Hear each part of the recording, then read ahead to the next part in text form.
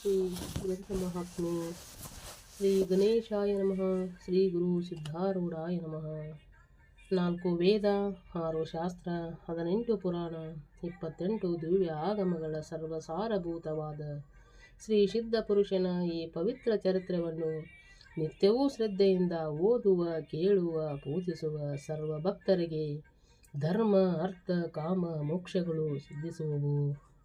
ಸರ್ವ ನಷ್ಟ ಕಷ್ಟಗಳು, ಸರ್ವ ಪಾಪ ತಾಪಗಳು, ಚೋರ ವೈರಿ ವಿಷ ಭೂತಾದಿ ಭೀತಿಗಳು ಬಯಲಾಗಿ ಸರ್ವದಾ ಸಕಲ ಸನ್ಮನ್ನಗಳಿಂದ ಕೂಡಿದ ಸುಖ ಸೌಭಾಗ್ಯಗಳು ಒದಗಿ ಬರುವವು.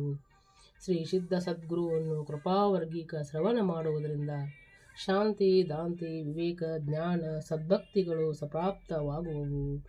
ಈ ಗ್ರಂಥವನ್ನು ತನ್ನ ಇಷ್ಟ ದೇವತಾ ಮಂತ್ರದೊಡನೆ ಗಂಧ, ಅಕ್ಷತಾ, ಧೂಪ, ದೀಪ, ನೈವೇದ್ಯಗಳಿಂದ ಪೂಜಿಸಿ ಪ್ರತಿ ಅಧ್ಯಾಯದ ಪ್ರಾರಂಭದಲ್ಲಿ ಗ್ರಂಥ ಮಹಿಮೆಯನ್ನು ಪಠಿಸಿ ಸ್ಮರಿಸಿ ನಂತರ ಪಾರಾಯಣ ಮಾಡಿ ಮಂಗಳ ವಿಭೂತಿ ಪ್ರಸಾದಗಳನ್ನು ಭಕ್ತಿಯಿಂದ ಸ್ವೀಕರಿಸುವುದು ಶಿಷ್ಟರ ಸಾಂಪ್ರದಾಯಿಕವಾಗಿದೆ. 15ನೇ ಅಧ್ಯಾಯ. ಶ್ರೀ ಗಣೇಶಾಯ ನಮಃ. ಶ್ರೀ ಸದ್ಗುರು ಸಿದ್ಧಾರೂಢಾಯ ನಮಃ. ಬದ್ಧನಾದೆನು ರಕ್ಷಿಸ ನನ್ನನ್ನು ಭವದಿ ಬಹುಪರಿ ನೊಂದೆನು. ಸಿದ್ಧನಾಥನೇ ನಿನ್ನ ಪಾದ ಸತಿನಿತ್ಯಂ ನಾ ಬಂದೆನು. ಗ್ರಂಥ ರೋಗದಿ ಮರಣ ಹೊಂದುವ ಬಾಲಕನಿಗೆ ರಕ್ಷಿಸಿದೀನಿ. ಇಂಥ ನಿನ್ನಯ ಚರಣ ನಂಬಿ ಬಂದೆ ಪಾಲಿಸು ಎನ್ನನಿ. ಜಯ ಜಯ ಅನನ್ನಾದನಂತನೇ, ನೀನೇ ಸರ್ವ ನಿಯಂತನಿದ್ದಿ. ಹೇ ಸದ್ಗುರುನಾಥನೇ, ಮುಮುಕ್ಷ ಜನರ ಸಲುವಾಗಿ ನೀನು ಸಗೂಣ ರೂಪವನ್ನು ತೊಟ್ಟು ಅವತರಿಸಿರುತ್ತಿ. ಅನಂತ ವ್ಯವಹಾರ ರೂಪ ಈ ಸಂಸಾರವು ರಾಗ ದ್ವೇಷಗಳೆಂಬ ದಂತಗಳುಳ್ಳ ಇದೊಂದು ಮೊಸಳೆಯಾಗಿರುವುದು. ಇಂಥ ಭಯಂಕರವಾದ ಮೊಸಳೆಯನ್ನು ಹೇ ಗುರುರಾಯನೇ, ನಿನ್ನ ಚರಣಗಳನ್ನು ಒಂದೇ ಗ್ರಾಸ ಮಾಡಿ ನುಂಗಿಬಿಡುತ್ತವೆ. ಮನಸ್ಸು ವಿಷಯಗಳ ಕಡೆಗೆ ಹೋದಾಗ ರಾಗ ದ್ವೇಷ ಎಂಬ ನದಿಯಲ್ಲಿ ಬೀಳುವುದು. ಆಗ ದಯಾರ್ಣವಾದ ಸದ್ಗುರು ಸಂಕಷ್ಟವನ್ನು ತಿಳಿದು ಕೂಡಲೇ ಬಂದು ಬಿಡಿಸುತ್ತಾನೆ. ನದಿ ಮಧ್ಯದೊಳಗಿನ ಚಿರುಗುಣಿಯಲ್ಲಿ ಒಂದು ಕೀಟವು ಬಿದ್ದು ಗಿರಗಿರನೆ ತಿರುಗುತ್ತಿರುವಾಗ ತಾನು ಶೀಘ್ರವಾಗಿ ನಾಶ ಹೊಂದುವನೆಂದು ಅದಕ್ಕೆ ತಿಳಿಯದು. ಆದರೆ ದಯಾಳುವಾದ ಒಬ್ಬನೊಬ್ಬನು ಅಲ್ಲಿಗೆ ಬಂದು ಆ ಕೀಟವನ್ನು ನೋಡಿ ಅದು ಸಮೀಪ ಬಂದ ಕೂಡಲೇ ಎತ್ತಿ ಒಯ್ದು ವೃಕ್ಷ ಛಾಯೆಯೊಳಗೆ ಇಡುವನು. ಅದೇ ರೀತಿಯಿಂದ ದಯಾಗಣನಾದ ಸದ್ಗುರುವು ಸಂಸಾರದೊಳಗೆ ಬಿದ್ದು ನಾಶವಾಗುವುದೆಂದು ತಿಳಿಯದೆ ಇದ್ದ ಜನರಿಗೆ ತನ್ನ ಶರಣು ಬಂದ ಮಾತ್ರದಿಂದ ಅನಿಮಿತ್ತ ಬಂಧುವಾಗಿ ತಾರಿಸುವನು. ಇಂಥ ನೀನು ಸದ್ಗುರು ಮಾತಾ ಭಕ್ತರಿಗೋಸ್ಕರ ಹುಬ್ಬಳ್ಳಿಯಲ್ಲಿ ಇದ್ದು ನಿನಗೆ ಶರಣು ಬಂದವರಿಗೆ ಪೂರ್ಣ ಒಲಿದು ಸಂಕಟದಿಂದ ರಕ್ಷಿಸುವಿ. ಹೇ ಶ್ರೋತೃ ಜನರುಗಳಿರ, ಸುರಸ ಕಥೆಯನ್ನು ಕೇಳುವಂತರಾಗಿರಿ. ಯಾವ ಕಥೆಯ ಶ್ರವಣ ಮಾತ್ರದಿಂದ ಪಾಪವೆಲ್ಲ ಭಸ್ಮವಾಗಿ ಹೃದಯದಲ್ಲಿ ಆನಂದ ಪ್ರಕಟವಾಗುವುದೋ ಹಾಗೂ ಹೃದಯ ಗ್ರಂಥಿಗಳು ಭೇದನೆಯಾಗುವವೋ ಅದನ್ನೇ ನಿಮಗೋಸ್ಕರವಾಗಿ ಹೇಳುವೆನು. ಶ್ರೀ ಸಿದ್ಧಾರೂಢ ಸದ್ಗುರು ರಾಜನ ಪಾವನವಾದ ಚರಣಾಜಂಬುಗಳನ್ನು ಹೊಂದಿ ಭಕ್ತರು ತಮ್ಮ ಸಂಸಾರ ಕಾರ್ಯಗಳನ್ನು ಪೂರೈಸುತ್ತಿರರು. ರೂಪಕೃಷ್ಣನೆಂಬ ಚತುರ್ನಾದ ಭಕ್ತನಿಗೆ ಶ್ರೀ ಸಿದ್ಧ ಚರಣದಲ್ಲಿ ಬಹುಸದ್ದೆ ಇರುವುದು. ಆತನು ಮತ್ತು ಪತ್ನಿಯಾದ ಭಾಗ್ಯವತಿ ಬಾಯಿಯು ನಿತ್ಯದಲ್ಲಿಯೂ ಸದ್ಗುರುಗಳ ಸನ್ನಿಧಿಗೆ ಬಂದು ಸೇವೆ ಮಾಡುವರು. ಅವರ ಹೊಟ್ಟೆಯಲ್ಲಿ ಇಲ್ಲವೆಂತ ಭಾಗ್ಯವತಿಯು ಸದ್ಗುರುಗಳ ಚರಣವನ್ನು ಹಿಡಿದು ಬಹು ದೀನ ಭಾವದಿಂದ ಸಂತಾನವನ್ನು ಬೇಡುವಂತಳಾದಳು. ಹೇ ಸದ್ಗುರುನಾಥ, ಪುತ್ರ ಮುಖವನ್ನು ನೋಡದೆ ಸಂಸಾರದಲ್ಲಿ ಸುಖವಿಲ್ಲವೋ?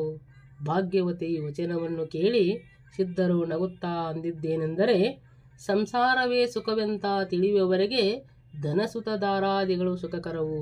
ನಿಮಗೆ ಸಂತತಿ ಹೊರತು ಬಾಕಿ ಎಲ್ಲ ವಿಷಯಗಳು ಸಮೃದ್ಧಿಯಾಗಿದ್ದರೂ ಅದೊಂದಿಲ್ಲವೇ ಅನ್ನುತ್ತಾ ದುಃಖ ಅನಿಸುತ್ತದೆ. ಪುತ್ರ ಸುಖವನ್ನು ಅನುಭವಿಸಿ ನೋಡಿದ ವಿನಃ ಅದು ಹೇಗಿರುತ್ತದೆಂದು ಜನರಿಗೆ ತಿಳಿಯದು. ಈಗ ಪುತ್ರನ ಹೊರತು ಮತ್ಯಾವುದು ನಿಮಗೆ ಸುಖ ಕಾಣಿಸುವುದಿಲ್ಲ. ಆದ್ದರಿಂದ ನಿಮಗೆ ಯಥೇಷ್ಟ ಸಂತತಿ ಕೊಡಬೇಕಾಗಿರುತ್ತದೆ. ಇಲ್ಲದಿದ್ದರೆ ಸಂತತಿ ವಾಸನೆಯು ಮೂಲಕ ನೀವು ಪುನಃ ಜನ್ಮಕ್ಕೆ ಬರಬೇಕಾಗುವುದು. ಜಗದೀಶ್ವರನನ್ನು ನಿಮಗೋಸ್ಕರ ಪುತ್ರ ಸಂತಾನ ಕೊಟ್ಟಿಲ್ಲ, ಆದರೆ ಈಶ್ವರನಿಗೂ ಈಶ್ವರನಾಗಿರುವಂಥ ಸದ್ಗುರು ನಿಮಗೆ ಸಂತತಿಯನ್ನು ಕೊಡುವನು. ಈಗ ನೀವು ನಿಮ್ಮ ಗ್ರಹಕ್ಕೆ ಹೋಗಿ ಸುಖದಿಂದ ಸದ್ಗುರುವಿನ ಚಿಂತನೆ ಮಾಡಬೇಕು. ತತ್ಕಾಲವೇ ಆತನು ಸಂತುಷ್ಟನಾಗಿ ನಿಮಗೆ ಮನೋರಥವನ್ನು ಸಫಲ ಮಾಡುವನು. ಹೀಗಂದು ಸದ್ಗುರುಗಳು ಭಾಗ್ಯವತಿ ಬಾಯಿಯನ್ನು ಕೈಯಲ್ಲಿ ಪ್ರಸಾದ ವಿಭೂತಿಯನ್ನು ಕೊಟ್ಟರು. ಭಾಗ್ಯವತಿಯು ಆ ವಿಭೂತಿಯನ್ನು ತೆಗೆದುಕೊಂಡು ತನ್ನ ಮನೆಗೆ ಹೋದಳು. ಸದ್ಗುರುಗಳ ವಚನವು ಸರ್ವದಾ ಸಫಲವಾಗುತ್ತದೆ, ಆದರೆ ಗುರುಚರಣಗಳನ್ನು ಮರೆಯಬಾರದು ಎಂದು ಚರಣ ಚಿಂತನವನ್ನೇ ಹೇಳುವರು. ಯಾವ ಚಿಂತನವನ್ನು ಮರೆಯುವುದರಿಂದ ಎಲ್ಲ ಪ್ರಕಾರವಾದ ಹಾನಿಗಳು ಪ್ರಾಪ್ತವಾಗುವವೋ ಅಂತಹ ಸದ್ಗುರುಗಳ ಚಿಂತನ ಮಾತ್ರದಿಂದ ಹೃದಯದಲ್ಲಿ ಸದೋತೀತ ಶಾಂತಿಯು ಲಭಿಸುವುದು. ಸುಖದಿಂದ ಸಂಸಾರದಲ್ಲಿರುತ್ತಿರುವಾಗ ಸದ್ಗುರು ಚಿಂತನವು ನನಗರೆ ತಾರಿಸುವುದು. ಆದ್ದರಿಂದ ವಿಷಯಗಳನ್ನು ಬೇಡುವವರಿಗೆ ನಾಮಸ್ಮರಣೆಯನ್ನು ಹೇಳುವರು. ಅವರು ವಿಷಯೇಚ್ಛೆಯನ್ನು ಮನಸ್ಸಿನಲ್ಲಿ ಹಿಡಿದು ಅಹೋರಾತ್ರಿ ನಾಮಸ್ಮರಣೆಯಲ್ಲಿ ರತನಾಗಿರುವರು. ಇದರಿಂದ ದಿನೇ ದಿನೇ ಚಿತ್ತವು ಶುದ್ಧವಾಗುತ್ತಾ ವಿಷಯ ಕಾಮನೆಗಳನ್ನು ಮರೆಯುವರು. ಇದಿರಲಿ, ಭಾಗ್ಯಭಾವತಿಯು ಗರ್ಭವತಿಯಾಗಿ ಯೋಗ್ಯ ಕಾಲದಲ್ಲಿ ಪುತ್ರನನ್ನು ಪ್ರಸವಿಸಿದಳು. ಇದೇ ಪ್ರಕಾರ ಕಾಲಾಂತರದಲ್ಲಿ 9 ಮಕ್ಕಳನ್ನು ಹಡೆಯುವಂತಳಾದಳು ಮತ್ತು ಆ ನಿಮಿತ್ತವಾಗಿ ಬಹಳ ಕಷ್ಟಪಟ್ಟಳು. ಅನಂತರ ಸಿದ್ಧರ ಕಡೆಗೆ ಹೋಗಿ, ಪ್ರಭು, ಸಂಸಾರದಲ್ಲಿ ನಾನು ಬಹಳ ದುಃಖಪಟ್ಟೆನು. ಮಕ್ಕಳ ಸಲುವಾಗಿ ಅನಿವಾರ್ಯ ತಾಪಗಳಾಗುತ್ತವೆ. ಇನ್ನು ಸಂತತಿ ಸಾಕು ಮಾಡು ಎಂದು ಧನ್ಯಭಾವದಿಂದ ಮಾಡಿದ ಪ್ರಾರ್ಥನೆಯನ್ನು ಕೇಳಿ, ಗುರುಕೃಪೆಯಿಂದ ನಿನ್ನ ಇಚ್ಛೆಯಿಂದದ್ದೇ ಆಗಲಿ ಎಂದು ಸದ್ಗುರುಗಳು ಅಂದರು. ಆಮೇಲೆ ಅವಳಿಗೆ ಮಕ್ಕಳಾಗಲಿಲ್ಲ. ರೂಪಕೃಷ್ಣನಿಗೆ ಉದ್ಯೋಗ ನಿಮಿತ್ತ ಮದ್ರಾಸಿನ ವಾಸ ಮಾಡುವ ಕಾರ್ಯ ಬಂದೊದಗಿತು. ಆಗ ಸದ್ಗುರುವಿನ ಆಜ್ಞೆ ಪಡೆದುಕೊಳ್ಳುವ ಉದ್ದೇಶದಿಂದ ದಂಪತಿಗಳು ಅಶ್ರುಪೂರಿತ ನೇತ್ರಗಳಿಂದ ಸಿದ್ಧರ ಮುಂದೆ ನಿಂತು ವಿಜ್ಞಾಪಿಸುತ್ತಾರೆ, ಹೇ ಗುರುರಾಯನೇ, ಉದ್ಯೋಗ ನಿಮಿತ್ತ ನಾವು ಮದ್ರಾಸಕ್ಕೆ ಹೋಗಬೇಕಾಗಿದೆ. ಹೇಗೆ ನಿನ್ನನ್ನು ಬಿಟ್ಟು ಹೋಗಲಿ ಎಂದು ಬಹಳ ತಳಮಳಿಸು ಹತ್ತಿದರು. ಆಗ ದಯಾಗಣನಾದ ಸದ್ಗುರು ಅಂದದ್ದೇನೆಂದರೆ, ನೀವು ನಿತ್ಯದಲ್ಲಿಯೂ ಸದ್ಗುರ ಭಜನೆ ಮಾಡುತ್ತಿರಬೇಕು. ನಾಮಸ್ಮರಣೆಯನ್ನು ಎಂದೂ ಮರೆಯಬಾರದು. ಈ ಪ್ರಕಾರ ಇರುವುದರಿಂದ ನಾನು ಅನುದಿನವೂ ನಿಮ್ಮ ಸಮೀಪವೇ ಇರುತ್ತೇನೆ. ಇಂಥ ಅಭಯ ವಚನವನ್ನು ಕೇಳಿ ಆ ದಂಪತಿಗಳು ಬಹಳ ಆನಂದವನ್ನು ಹೊಂದಿ ಸದ್ಗುರು ಆಜ್ಞೆಯನ್ನು ಪಡೆದುಕೊಂಡು ತಮ್ಮ ಮಕ್ಕಳೊಡನೆ ಮದ್ರಾಸಕ್ಕೆ ಹೋಗುವಂತರಾದರು. ಮದ್ರಾಸಿನಲ್ಲಿ ಮಕ್ಕಳನ್ನು ಕೂಡಿಕೊಂಡು ಕೆಲವು ಕಾಲ ಸ್ವಸ್ಥರಾಗಿರುತ್ತಿರುವಾಗ ಆ ಊರೊಳಗೆ ಗ್ರಂಥಿ ರೋಗವು ಬಂದು ಬಹುಜನರು ಸಾಯಲಾರಂಭಿಸಿದರು. ಭಾಗ್ಯವತಿ ಬಾಯಿಯು 5 ವರ್ಷದ ಕೋಮಲವಾದ ಮಗುವಿಗೆ ಗ್ರಂಥಿ ರೋಗ ಬಂದಿತು. ಆಗ ರೂಪಕೃಷ್ಣನು ಗ್ರಾಮಾಂತರಕ್ಕೆ ಹೋಗಿದ್ದನು. ಮಗುವಿಗಿನ ಜ್ವರವು ವಿಶೇಷ ಬರಲಾರಂಭಿಸಿ 2 ಪ್ರಹರ ರಾತ್ರಿ ಹೊತ್ತಿಗೆ ಬಹಳ ಏರಿತು. ಭಾಗ್ಯವತಿಯು ಮಗನ ಹತ್ತಿರ ಕುಳಿತುಕೊಂಡು ನೋಡುವಾಗ ಆತನಿಗೆ ಪ್ರಾಣೋತ್ತಕ ಮನಕಾಲ ಬಂತೆಂದು ಆಕೆಗೆ ತಿಳಿಯಿತು. ಗೃಹದೊಳಗೆ ಹುಡುಗರ ವಿನ ಮತ್ಯಾರು ಪುರುಷರಿಲ್ಲದೆ ಭಾಗ್ಯವತಿಯು ಬಹಳ ಗಾಬರಿಯಾಗಿ ಯಾರೂ ಸಹಾಯಕರನ್ನು ಕಾಣಲಿಲ್ಲ. ಮಗುವಿನ ಪ್ರಾಣ ಹೋಗುವಂತೆ ಕಾಣುತ್ತದೆ ಎಂದು ಭಾಗ್ಯವತಿಯು ಸದ್ಗುರುವನ್ನು ಪ್ರಾರ್ಥಿಸುವಂತಳಾಗಿ ಅನ್ನುತ್ತಾಳೆ. ಧಾವಿಸಿ, ಬಾರಪ್ಪ ಸದ್ಗುರುವೇ, ಈ ಕ್ಷಣವೇ ಬಂದು ನನ್ನ ಮಗುವನ್ನು ರಕ್ಷಿಸುವನಾಗು. ನಿನ್ನ ನಾಮದ ಹೊರತು ನಾನು ಔಷಧೋಪಚಾರವು ಬೇರೆ ಯಾವುದೂ ಮಾಡಲಿಲ್ಲ. ಆದ್ದರಿಂದ ನೋಡಪ್ಪ, ಈ ಕೂಸನ್ನು ರಕ್ಷಿಸುವ ಭಾರವೆಲ್ಲ ನಿನ್ನ ಮೇಲೆಯೇ ಇರುತ್ತದೆ. ಹುಡುಗನ ಪ್ರಾಣವು ಹೋಗಲಾರಂಭಿಸಿದೆ. ಈ ಕಾಲದಲ್ಲಿ ರಕ್ಷಿಸುವವರು ನಿನ್ನ ಹೊರತು ಮತ್ಯಾರು ನಾನು ಕಾಣೆನು. ಆದ್ದರಿಂದ ಹೇ ಸದ್ಗುರುನಾಥನೇ, ತೀವ್ರವಾಗಿ ಬಂದು ಬಾಲನ ಪ್ರಾಣವನ್ನು ಉಳಿಸು ಎಂದು ಕೂಸಿಗೆ ತನ್ನ ಅಂಕದಲ್ಲಿ ತೆಗೆದುಕೊಂಡು ಬಹುದೀನಳಾಗಿ ಸದ್ಗುರುವಿಗೆ ಪ್ರಾರ್ಥಿಸುತ್ತಿರುವಾಗ ದ್ವಾರದ ಮುಂದಿರುವ ಪರದೆಯನ್ನು ಸರಿಸಿ ಬರುತ್ತಿರುವಂಥ ಸಾಕ್ಷಾತ್ ಸದ್ಗುರುವಿನ ದಿವ್ಯ ರೂಪವನ್ನು ನೋಡುವಂತಳಾದಳು. ಸಿದ್ಧರ ಮಸ್ತಕಕ್ಕೆ ಕೆಂಪು ಪವಾಡವಾದವನ್ನು ಸುತ್ತಿ ಮೈಮೇಲೆ ದೋತರ ಹೊತ್ತಿಕೊಂಡು ಮುಖವು ಅತ್ಯಂತ ತೇಜಯುಕ್ತರಾಗಿ ನೇತ್ರದಿಂದ ಕೃಷ್ಣಾದೃಷ್ಟಿಯನ್ನು ಹಾಕುತ್ತಾ ಬರೆಗಾಲಿನಿಂದ ಒಳಗೆ ಬರುವುದನ್ನು ಭಾಗ್ಯವತಿಯು ಕಂಡು ಆಶ್ಚರ್ಯಚಕಿತಳಾದಳು. ಸಿದ್ಧರಾಯರು ಸಮೀಪ ಬಂದು ನನ್ನನ್ನು ಯಾಕೆ ಕರೆದಿ ಎಂದು ಕೇಳಿದ್ದಕ್ಕೆ ಆಕೆಯು ಏನು ಮಾತನಾಡಲಾಗದೆ ಆ ಮೃತ್ಯು ಪ್ರಾಣಿಯಾದ ಹುಡುಗನನ್ನು ತೋರಿಸಿ ಆತನನ್ನು ಎತ್ತಿದಳು. ಸದ್ಗುರು ರಾಯರು ಆ ಮಗುವನ್ನು ಎತ್ತಿಕೊಂಡು ಅದರ ಮೈಮೇಲೆ ತನ್ನ ಅಮೃತ ಹಸ್ತವನ್ನು ಆಡಿಸಿದರು. ಕೂಡಲೇ ಆ ಕೂಸು ಅಳಲಾರಂಭಿಸಿತು ಮತ್ತು ಮಸ್ತಕವನ್ನೆತ್ತಿ ನೋಡಿತು.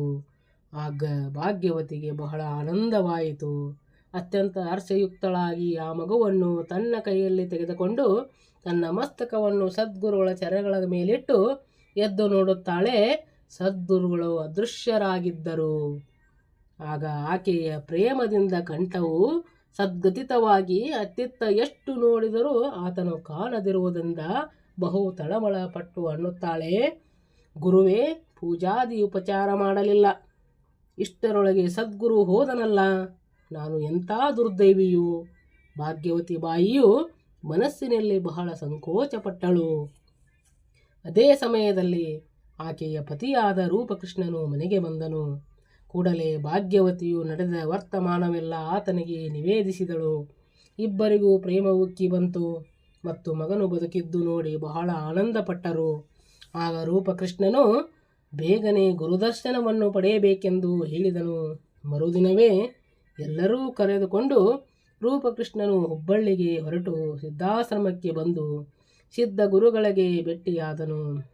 ರೂಪಕೃಷ್ಣ ಮತ್ತು ಭಾಗ್ಯವತಿ ಅತೀ ಪ್ರೇಮದಿಂದ ಸದ್ಗುರು ಚರಣಗಳಿಗೆ ಬಿದ್ದು ಮದ್ರಾಸಿನಲ್ಲಿ ನಡೆದ ವೃತ್ತಾಂತವನ್ನೆಲ್ಲ ನಿರೂಪಿಸಿ ಅನ್ನುತ್ತಾರೆ, ಹೇ ಸಿದ್ಧಾರೂಢ ಸದ್ಗುರುರಾಯನೇ, ನಿನ್ನ ಕೀರ್ತನೆಯನ್ನು ಎಷ್ಟೆಂತ ವರ್ಣಿಸಲಿ.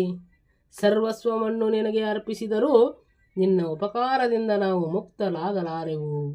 ಅದಕ್ಕೆ ಸದ್ಗುರುಗಳೆಂದರು, ಭಗವಂತನ ಗೀತೆಯನ್ನು ಹೇಳುತ್ತಾರನಲ್ಲ, ಯಾವಾತನು ಸದ್ಗುರುವಿನ ಮೇಲೆ ಪೂರ್ಣ ಭಾರವನ್ನಿಡುವನೋ ಆತನಿಗೆ ಆ ಸದ್ಗುರು ರಕ್ಷಿಸಿರುವನು.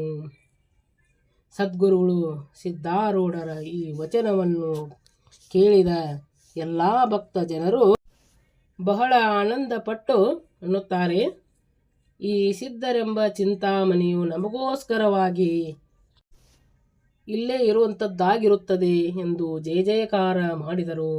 ಹೇ ಶ್ರೋತ್ರ ಜನರುಗಳಿರ, ಈ ಕಥೆಯಿಂದ ಲಕ್ಷಾರ್ಥವನ್ನು ಕೇಳುವಂತರಾಗಿರಿ.